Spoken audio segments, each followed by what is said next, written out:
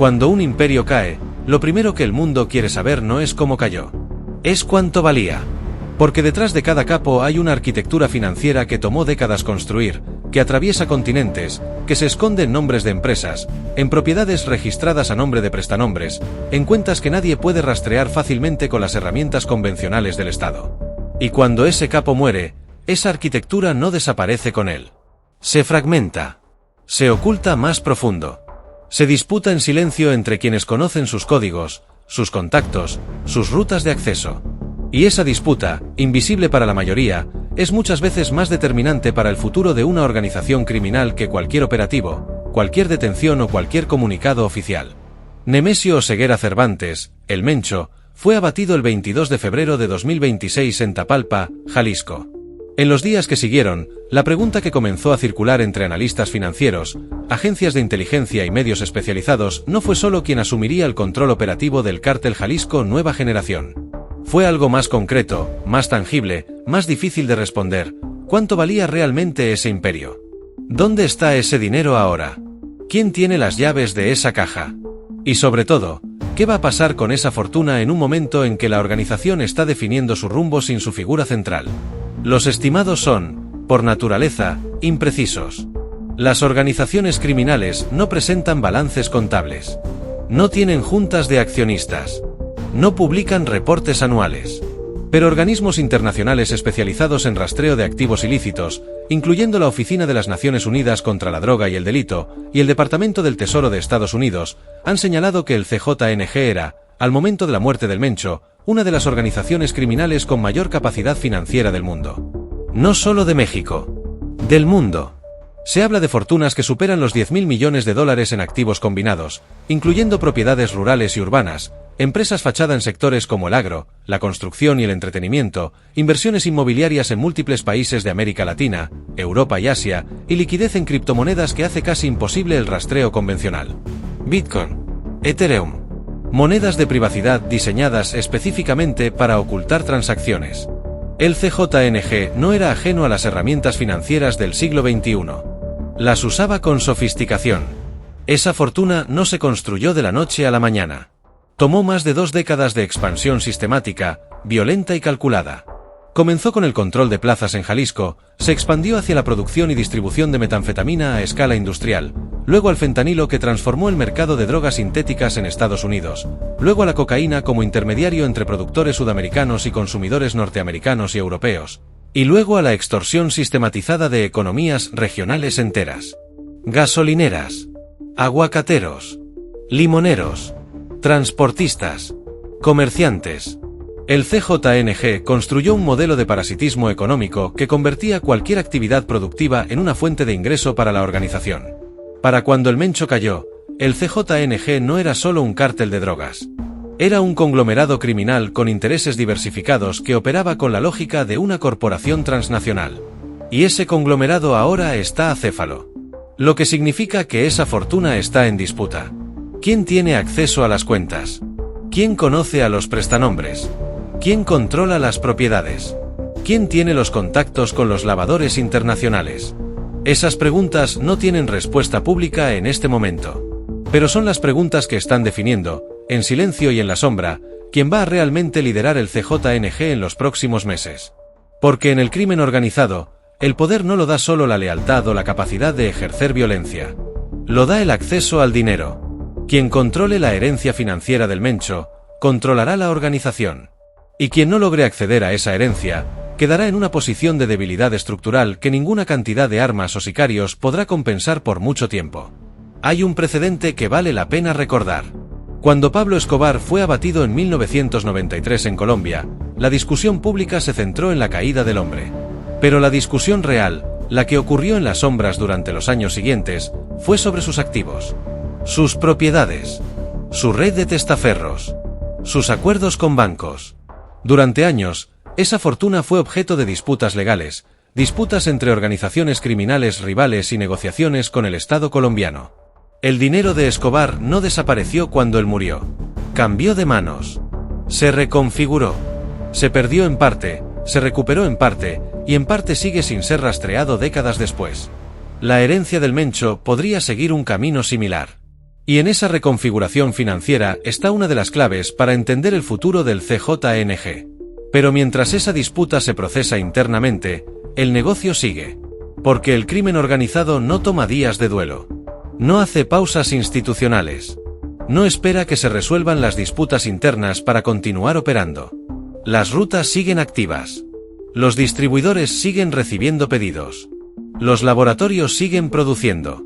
Y nada ilustra eso mejor que lo que ocurrió en Sinaloa apenas días después de la muerte del Mencho. El embajador de Estados Unidos en México, Ronald Johnson, destacó públicamente un operativo en el que se aseguraron más de 100.000 pastillas de fentanilo. 100.000. No fue un decomiso menor. Fue un golpe logístico significativo. Y el hecho de que el embajador lo destacara personalmente, con nombre y apellido, frente a las cámaras, no es casual. Nunca lo es. Ese gesto diplomático habla de varias cosas al mismo tiempo. Primero, habla de que la cooperación entre México y Estados Unidos en materia de seguridad está activa y funcionando, por lo menos en los niveles operativos de campo. Segundo, habla de que el fentanilo sigue siendo la prioridad número 1, absoluta e inamovible, de la agenda bilateral en seguridad. Eso no cambió con la muerte del Mencho. No cambió con los reacomodos del CJNG. No cambió con las turbulencias políticas entre ambos países. El fentanilo es el tema. Y lo seguirá siendo mientras las cifras de sobredosis en Estados Unidos continúen siendo lo que son. Más de 70.000 muertes anuales relacionadas con opioides sintéticos. Una crisis de salud pública que en términos de mortalidad supera a muchos conflictos armados. Eso genera una presión política en Washington que no tiene ideología. Es bipartidista. Es constante. Y se traduce en exigencias concretas hacia México que ningún gobierno puede ignorar. Tercero, y quizás más importante para entender el momento actual, el operativo en Sinaloa habla de que esa región sigue siendo un territorio clave en la producción y distribución de fentanilo, a pesar de los meses de violencia interna que han sacudido al cártel de Sinaloa tras la detención de Ismael Zambada García, el Mayo, en julio de 2024. La fragmentación interna del cártel de Sinaloa no redujo su capacidad productiva. La dispersó. La desorganizó en algunos aspectos. Pero los laboratorios siguen funcionando. Las rutas siguen operando. Y el fentanilo sigue llegando a las calles de Estados Unidos. Hay algo que los números no siempre logran transmitir. 100.000 pastillas de fentanilo no es solo una cantidad. Es capacidad de destrucción. El fentanilo es entre 50 y 100 veces más potente que la morfina. 2 miligramos, una cantidad que cabe en la punta de un lápiz, puede ser letal para un adulto sin tolerancia. Una dosis mal calibrada, un lote con concentración irregular, una pastilla adulterada con una cantidad ligeramente mayor de principio activo, y el resultado es una muerte que puede ocurrir en minutos. Esas 100.000 pastillas, en el mercado ilegal estadounidense, representaban muertes potenciales que ahora no van a ocurrir porque el operativo las interceptó. Eso es lo que a veces se pierde en la narrativa de cifras y decomisos. Detrás de cada pastilla hay una historia humana. Una familia que no va a recibir una llamada de la morgue. Un joven que va a tener otra oportunidad. Un padre, una madre, un hijo que va a llegar a casa esta noche. Pero el fentanilo que se intercepta es siempre una fracción de lo que cruza. Las agencias estadounidenses estiman que menos del 10% del fentanilo que intenta entrar a Estados Unidos es interceptado. Lo que significa que por cada operativo como el de Sinaloa, hay un volumen mucho mayor que llega a su destino. Eso no invalida el operativo. Eso no resta mérito a la cooperación bilateral que lo hizo posible. Pero sí pone en perspectiva el desafío. La guerra contra el fentanilo no se va a ganar con decomisos aislados, por grandes que sean. Se va a ganar, si es que se gana, con una estrategia que ataque la cadena completa. Producción, precursores químicos, distribución, financiamiento, lavado de dinero y demanda. Porque mientras haya mercado en Estados Unidos, habrá producción en México. Ese es el motor que ningún operativo individual puede apagar por sí solo. La dimensión de los precursores es especialmente importante y pocas veces recibe la atención que merece. El fentanilo no se produce de la nada. Requiere químicos específicos que en su gran mayoría provienen de China. Esa cadena de suministro, que va de laboratorios químicos chinos a puertos mexicanos y de ahí a laboratorios clandestinos en Sinaloa, Jalisco y Michoacán, es el verdadero corazón del problema.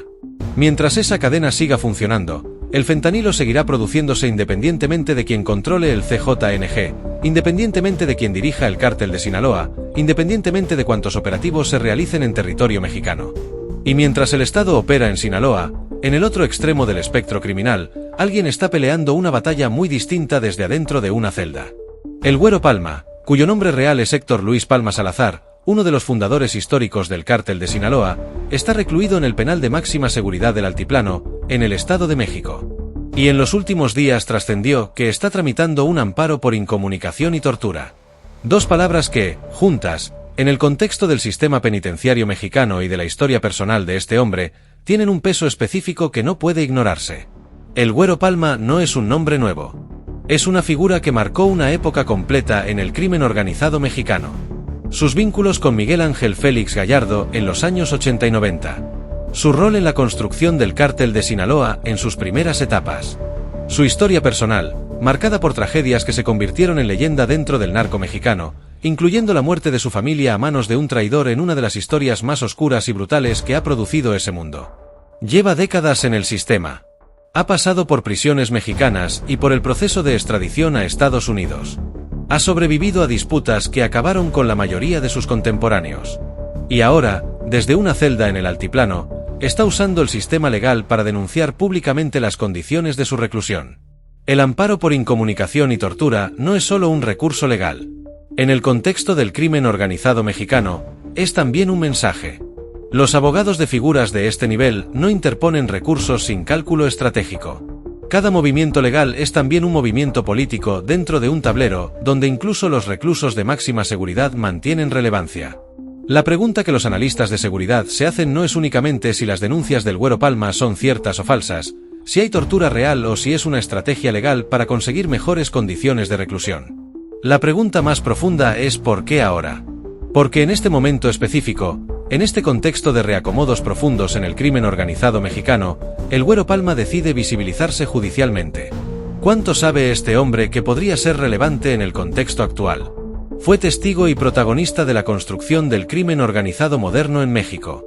Conoce nombres, estructuras, rutas, acuerdos que se hicieron hace décadas y que en muchos casos siguen siendo la base de operaciones actuales. Si decide hablar, si decide colaborar, si decide usar lo que sabe como moneda de negociación para mejorar sus condiciones o para conseguir algún tipo de acuerdo con el Estado mexicano o con autoridades estadounidenses, el impacto podría ser significativo. Eso no es especulación. Es la lógica del sistema. Y su decisión de hacerse visible en este momento podría estar conectada, directa o indirectamente, con los movimientos que están ocurriendo afuera de sus muros. Esa es la complejidad que define al crimen organizado mexicano en este momento histórico. Las piezas no solo se mueven en las calles o en las rutas del narcotráfico. Se mueven en los tribunales, en los penales de máxima seguridad, en los despachos de abogados, en los juzgados federales. Y cada movimiento legal de una figura histórica como el Güero Palma tiene potencial de generar ondas que afectan estructuras mucho más amplias. El crimen organizado no termina con la detención. No termina con la extradición. No termina ni siquiera con la muerte del líder máximo. Las redes sobreviven. Los conocimientos sobreviven. Y en muchos casos, la relevancia operativa de figuras aparentemente neutralizadas sobrevive también. Y luego está lo que emerge desde abajo. No desde las cúpulas del crimen organizado ni desde los pasillos del poder. Desde la sociedad civil que ya no confía ni en el crimen ni en el Estado para protegerla. Desde comunidades que han aguantado años de extorsión, de asesinatos, de desapariciones, de amenazas que llegan en sobres o en mensajes de texto o en cuerpos encontrados en carreteras. El grupo Cobra apareció en vídeos que circularon en redes sociales, presentándose como sicarios contratados por empresarios para atacar al narco. Sus integrantes aseguraron estar hartos de extorsiones sistemáticas y de asesinatos impunes. Dijeron estar dispuestos a tomar la justicia por mano propia si las autoridades no actuaban.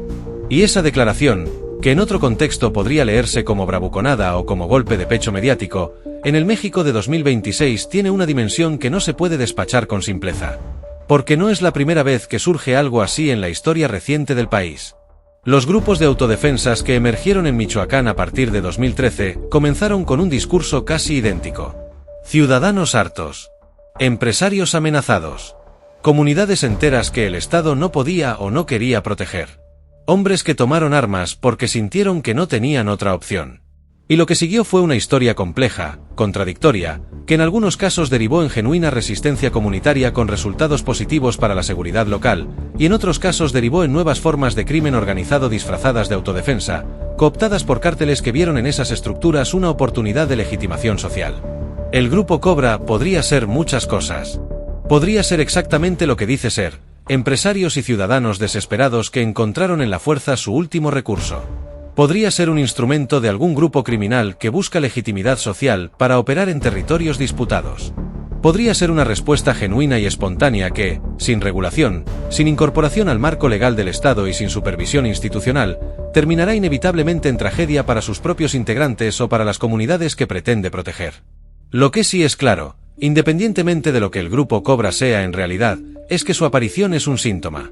Es el síntoma más visible y más dramático de un Estado que en muchas regiones del país no ha logrado convencer a su población de que tiene la capacidad o la voluntad de protegerla. Cuando el pacto social más básico, el que dice que el Estado ejerce el monopolio de la violencia a cambio de garantizar la seguridad de los ciudadanos, se rompe de forma percibida o real, el vacío lo llena alguien. Siempre. A veces el crimen organizado. A veces grupos como el Cobra. A veces las dos cosas se mezclan hasta volverse indistinguibles.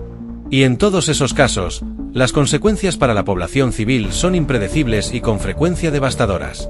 El Estado mexicano tiene ante sí el desafío de responder a fenómenos como el Grupo Cobra no solo con operativos de contención o con investigaciones sobre su composición real. Tiene que responder con presencia, con instituciones que funcionen, con fiscales que investiguen, con jueces que condenen, con policías que patrullen y que la comunidad no tema más de lo que teme al crimen. Ese es el desafío de fondo. Y es un desafío que ningún operativo espectacular, ningún decomiso récord y ningún comunicado oficial puede sustituir. El tablero que quedó tras la muerte del Mencho no es solo un tablero criminal. Es un tablero social, político, institucional y financiero con múltiples dimensiones que se superponen y se influyen mutuamente. La fortuna del Mencho, estimada en miles de millones de dólares, en disputa entre quienes buscan heredar la organización. El fentanilo que no se detiene, que sigue fluyendo hacia Estados Unidos a pesar de los operativos, que sigue matando a miles de personas al año, que sigue siendo el centro de una tensión bilateral que define la relación entre México y su vecino del norte. El Güero Palma, figura histórica del narco mexicano, peleando desde el altiplano con recursos legales que podrían ser mucho más que simples recursos legales. Y grupos que emergen desde la desesperación ciudadana para hacer lo que el Estado no hace, con todos los riesgos que eso implica. Ninguna de esas historias tiene final escrito todavía. Todas están en movimiento simultáneo. Todas están conectadas entre sí por hilos que no siempre son visibles desde afuera. La fortuna del Mencho financiará, de alguna forma, la reestructuración del CJNG. Esa reestructuración determinará si el fentanilo sigue siendo un producto central de la organización o si hay un viraje hacia otros negocios. La presión bilateral sobre el fentanilo determinará el nivel de cooperación que México está dispuesto a ofrecer y el costo político que eso implica. El Güero Palma, con su conocimiento histórico, podría convertirse en un factor en esa ecuación si decide activar lo que sabe. Y los grupos como el Cobra son el termómetro de hasta donde ha llegado el agotamiento social con un ciclo de violencia que lleva décadas sin resolución visible. Todas apuntan a la misma pregunta de fondo. En el México de 2026, después de uno de los golpes más importantes al crimen organizado en décadas, después de la caída del capo más buscado del mundo, ¿quién tiene realmente el control? ¿El Estado que realizó el operativo del 22 de febrero y que ahora intenta capitalizar ese momento? ¿Las estructuras internas del CJNG que están procesando su reacomodo en silencio? ¿Los socios internacionales que están renegociando acuerdos desde Sao Paulo hasta Rotterdam? ¿Los grupos que emergen desde abajo armados con la desesperación de quienes ya no esperan nada de nadie? La respuesta honesta es que nadie tiene el control completo. Nunca lo ha tenido. El crimen organizado en México es demasiado complejo, demasiado fragmentado, demasiado enraizado en estructuras económicas y sociales profundas para que una sola fuerza lo controle o lo derrote de forma definitiva. Pero eso no significa que los movimientos no importen, que los golpes no cuenten, que los operativos no tengan efecto. Lo tienen. Pero el efecto es siempre parcial, siempre temporal, siempre seguido de adaptación por parte de las organizaciones criminales. El Mencho cayó. Eso es real y es significativo. Pero la herencia que dejó, en dinero, en rutas, en alianzas y en estructuras, sigue viva. Y las piezas que se mueven en la sombra para controlar esa herencia podrían determinar el rostro del crimen organizado mexicano en la próxima década. Esa historia está siendo escrita ahora mismo. En silencio. Fuera de los reflectores. En lugares que nadie está mirando todavía.